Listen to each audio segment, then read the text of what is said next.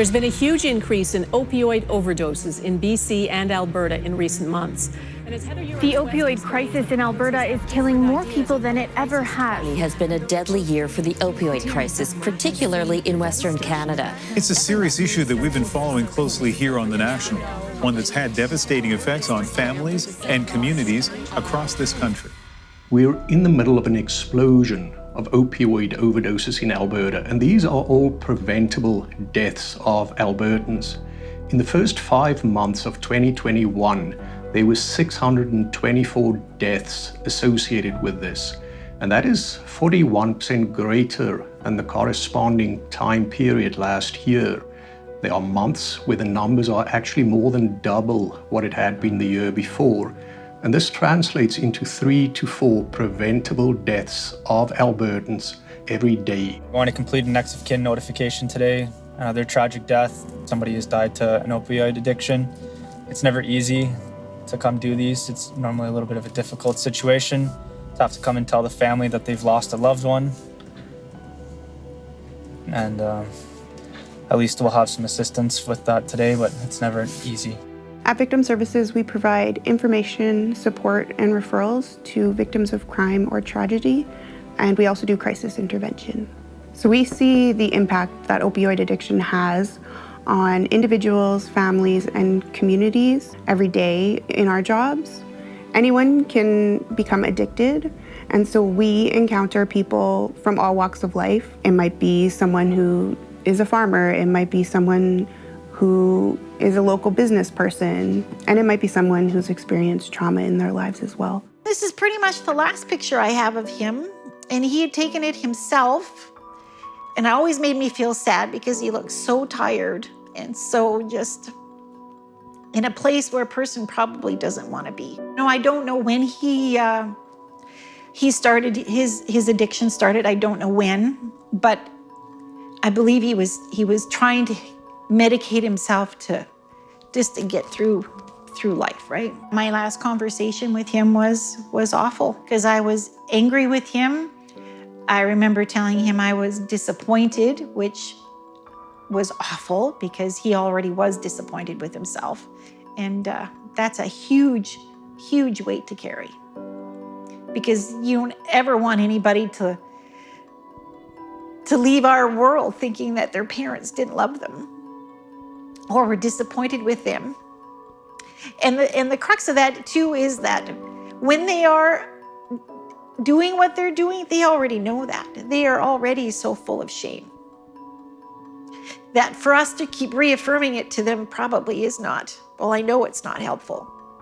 So, but it's just a terribly sad thing, just overwhelmingly sad. And we're just one family of so many thousands. Addiction is a complex, chronic brain disease that is associated with a number of symptoms, and these would include a loss of control over use, compulsive use, continued use despite harm, as well as cravings.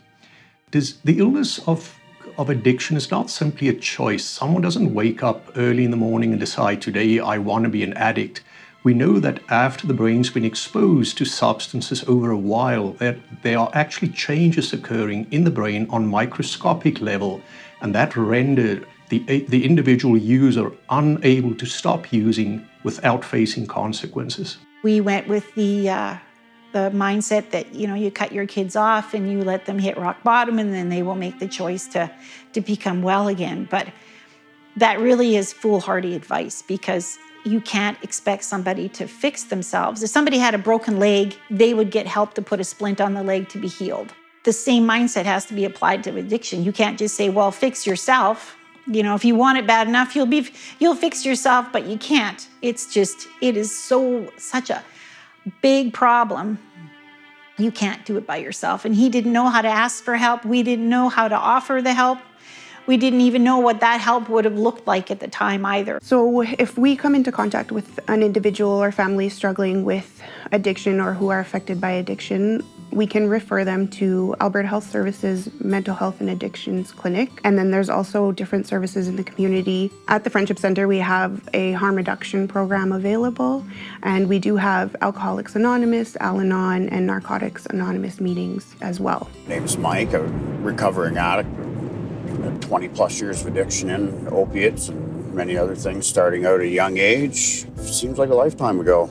I started using back in high school, you know, the basic stuff, smoking pot and drinking on the weekends. And what started for me, more or less, using the opiates and that kind of stuff was I raced motocross a lot when I was younger and broke a lot of bones. And a lot of my problem was doctor prescribed. And when I couldn't get the prescriptions that I needed, well, then I turned to the streets and started buying them there. And that's when things really progressed quickly and went downhill for me. There was a reason I was doing it. I was numbing, you know, different events that had happened in my life. You take your problems with you, and until you're willing to fix those, you know, they're always going to be there. And a lot of it's pretty painful. You don't want to talk about stuff like that, but I mean, you've got to address it and deal with it. And looking back on it, there was so many things I could have done sooner and would have made such a notable difference. I didn't think I would ever get out back then. I thought it was one of those things I was gonna die with and be like many other people that didn't find their way out.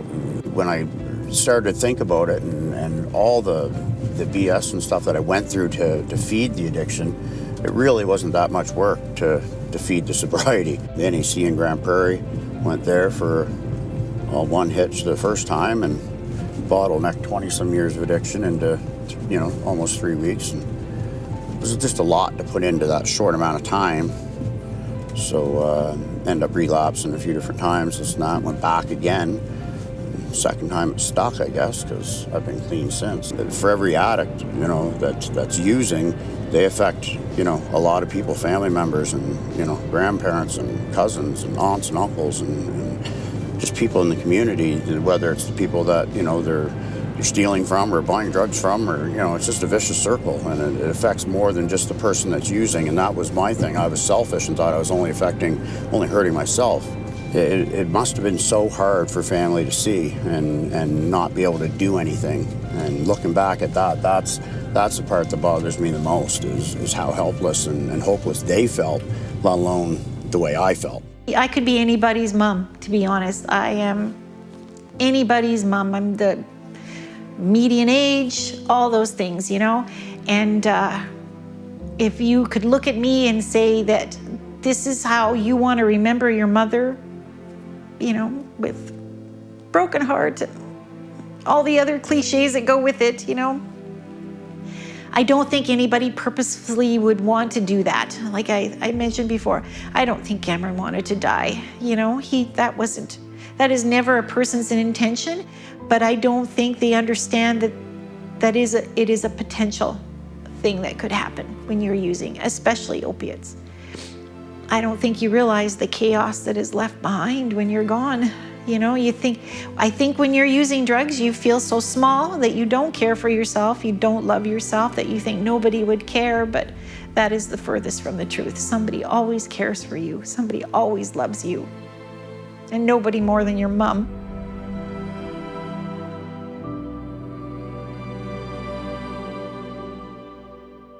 You know, I was watching friends drop dead all around me, and you know, the fentanyl was taking out friends that I had known all my life, and you know, no parent should ever have to, you know, bury their child. It's just that simple, you know. And I had children of my own at that point that were witnessing me doing the things that I was doing, and I wanted more for them and myself. So, you know, I made the decision at that point to get some help, and I don't regret a minute of it. You know, it's there if you want it. You just gotta grab it and run with it.